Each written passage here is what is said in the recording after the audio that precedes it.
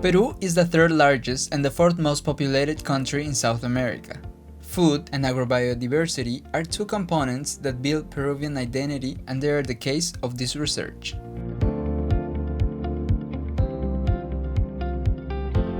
In this video, we will show the principal trends and circularity challenges in the Peruvian food system by covering 5 different sectors: fisheries, coastal agriculture, Andean agriculture, Amazonian agriculture, and waste management.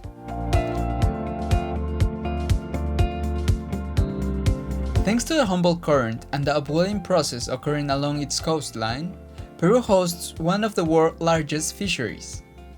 89% of the total biomass caught consists of anchoveta, a 12 cm fish species highly nutritious and suitable for human consumption. Because of this, the Peruvian government promotes since 2011 the consumption of anchoveta and other fish species via the program A Comer Pescado. Despite this, most of it is still reduced to fish meal and oil in different processing factories along the Peruvian coast and exported abroad as animal feed. Coastal agriculture is close to seaports and the main urban settlements. This has fostered its main characteristics: export-oriented and highly capital-intensive. The region produces crops for different markets, including high-value export-oriented crops, industrial crops, and crops destined for food and feed. In this region, the agriculture systems have high yields, are profitable, but are linear-oriented and carbon-intensive due to their high reliance on mineral fertilizers. Andean agriculture plays a key role for the provisioning of vegetables, fruits, and animal products for the main urban settlements, even though nearly 1/3 of its land was destined for self-consumption in 2012. In the Andean region, most smallholder farmers safeguard a high agrobiodiversity, use circular practices embedded in multifunctional crop livestock systems, and obtain animal-based food and materials from natural grasslands. But many of them live below the poverty line. In addition, the slow onset effects of climate change pose an extra challenge, threatening their livelihoods and future food supply. The Amazon is Peru's largest geographical region and the one with the highest biological diversity. In the past 20 years, the main deforestation drivers in the Peruvian Amazon were associated with medium and large-scale monocultures of cacao and palm, cattle ranching, and illegal gold mining.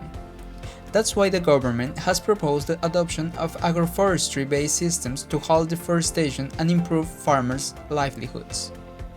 However, farmers operating under agroforestry systems use good agriculture practice learned from the local indigenous people, and in some cases, envision land use expansion as a more likely alternative to improve their livelihoods compared to increasing the productivity of current plantations. Peru has a rudimentary waste management sector, mostly dominated by illegal open dumping. However, landfilling of all types of waste, including household organic waste and even agricultural residues, is recently overtaking open dumpsters as the main final disposition route throughout the country. While this is a positive move, most of the implemented landfills lack gas recovery systems, which can lead to overall increases in greenhouse gas emissions. We have identified 2 main opportunities to improve circularity. First, we know that there is a desire from public actors to incentivize circularity in the Peruvian food system. This has been evidenced by different public initiatives such as Platform Peru Circular, which aims to build agreements between the private and the public actors. The Circularity Roadmap led by the Peruvian Agriculture and Production Ministry. The nationally determined contributions, new environmental management schemes that include a set of mitigation actions for organic waste, agriculture, and forestry. Second, an increasing number of local startups are becoming new actors in the food system by aiming to process locally added value products for local and international niche markets. To improve and foster the circularity of the Peruvian food system, we propose the following research needs: Evaluate at a food system level the effect that the inclusion of anchoveta for human consumption would have on dietary GHG emissions.